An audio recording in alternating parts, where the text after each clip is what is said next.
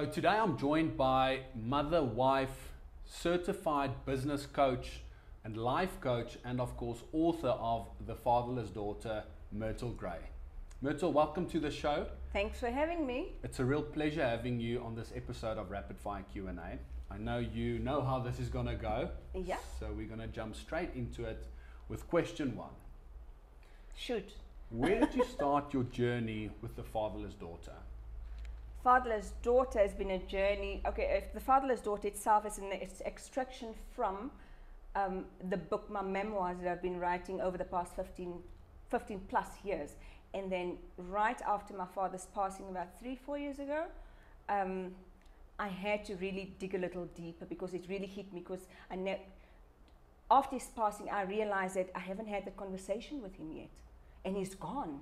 And I was hoping to have the conversation with him before he leaves and then make that part of my book, because I've been writing my memoirs for 15 years. And then he passed on, and I was like,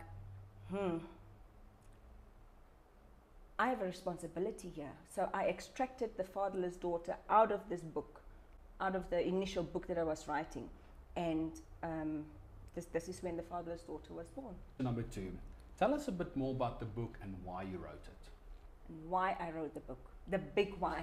Yes, like I said, I realized that I now have a responsibility towards other children, fatherless children, and fathers and families as a whole, the world, to tell my story so I can share the impact on a child, on a fatherless child, the impact it has on a child when the child's been rejected or neglected or left behind, or so I just wanted to make a big noise and share the story as to what impact it had on my personal life moving forward as a mother, as a businesswoman, as a child, as a sibling, because it really has big impacts on us when our fathers rejects us or just leaves us to be. Fatherless children really have it tough out there.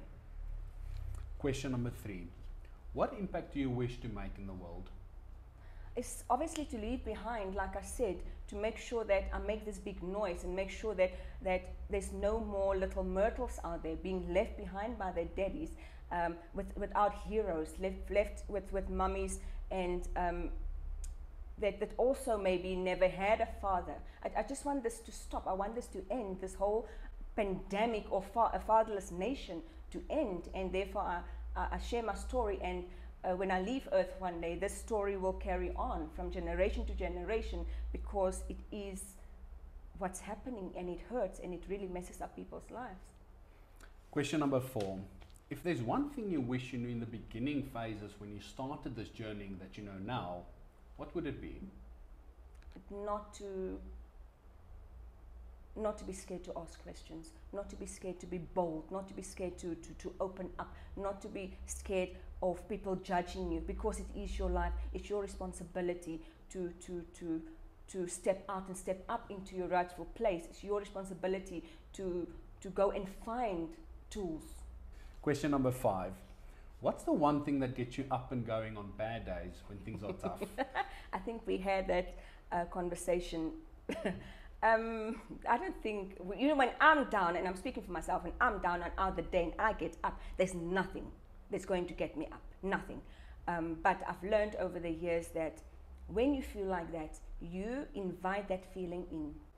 You get up, because, we have to get up. We have to step out for ourselves. This is now taking responsibility, like I mentioned now. So when you feel down and out and there's nothing, and you know nothing, everybody that talks to you, nobody, whatever people are going to say, it's not going to get you up.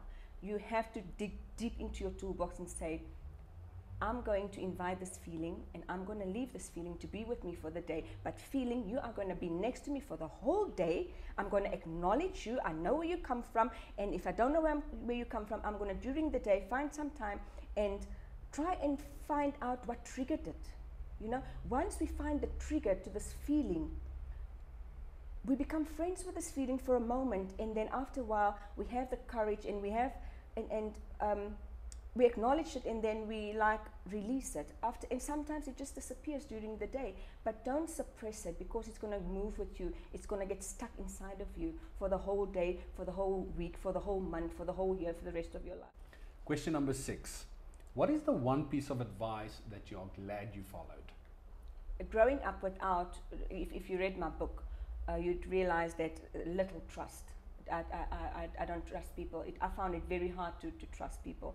And I learned the advice that was given to me by my life coach, like trust, but have boundaries. So and I'm glad I followed it. I started to open up. I started to trust people a little more, because by not trusting the whole world, you're really blocking what's meant to be yours. Question number 7.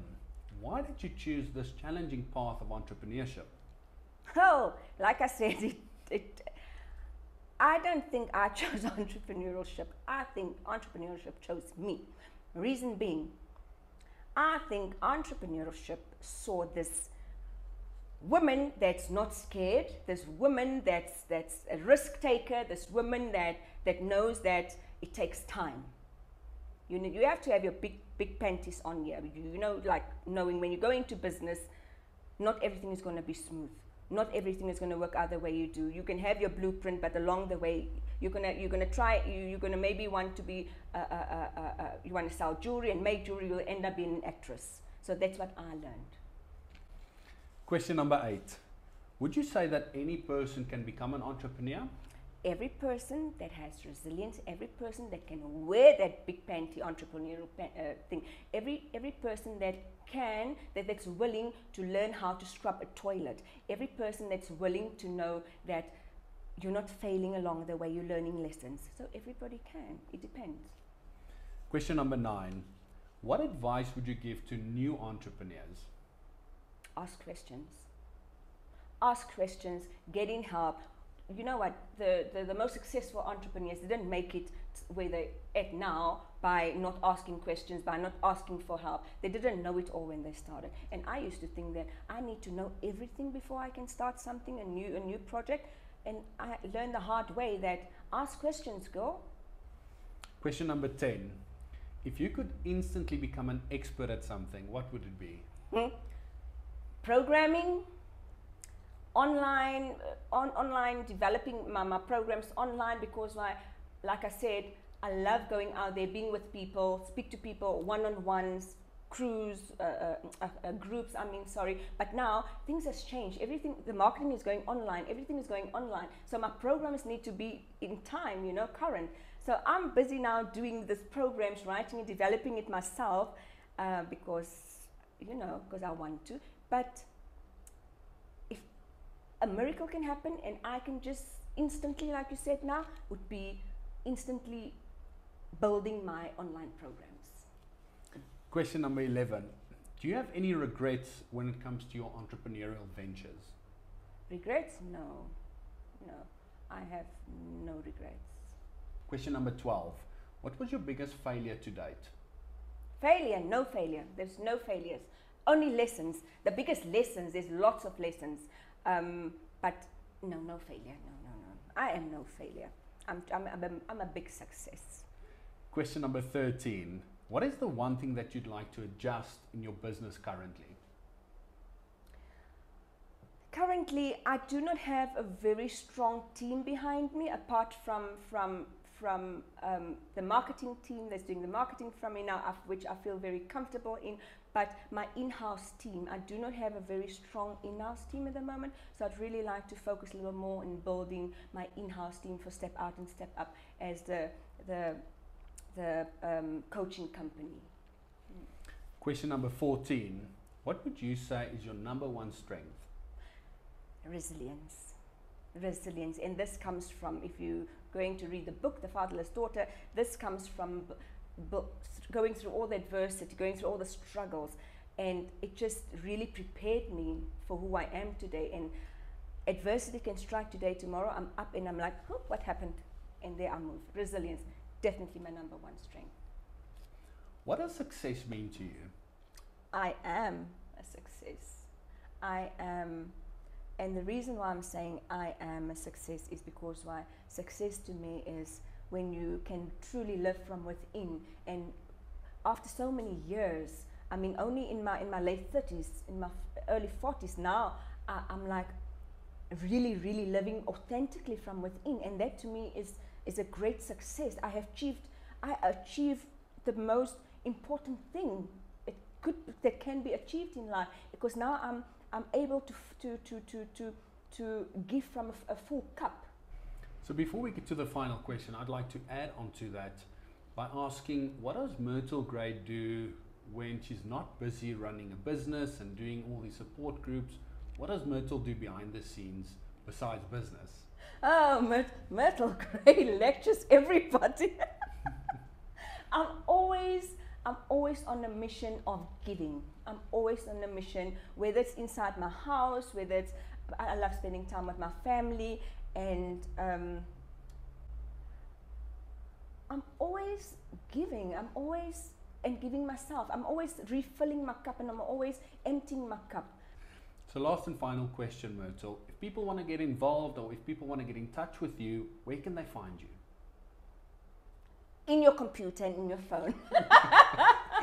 All over the internet. Okay. I have this beautiful private group called StepOut and StepUp with Myrtle Gray. It's a ladies' private group. And about 2 weeks ago, I started one for gentlemen as well. So the reason why gentlemen and ladies, because why in the ladies group, this is where I really, really go deep into the feminine side of the human being, and being truthful and helping ladies to step out and step up to their rightful places in society. And because I know the struggle, I know what it feels like to be stuck and not knowing where to start. So if any lady would like to join this group, it's Step Out and Step Up with Myrtle Gray. It's a private Facebook group, and then for the gentlemen too. And then, of course, if they want to purchase the book, it would be the Fatherless Daughter, the website.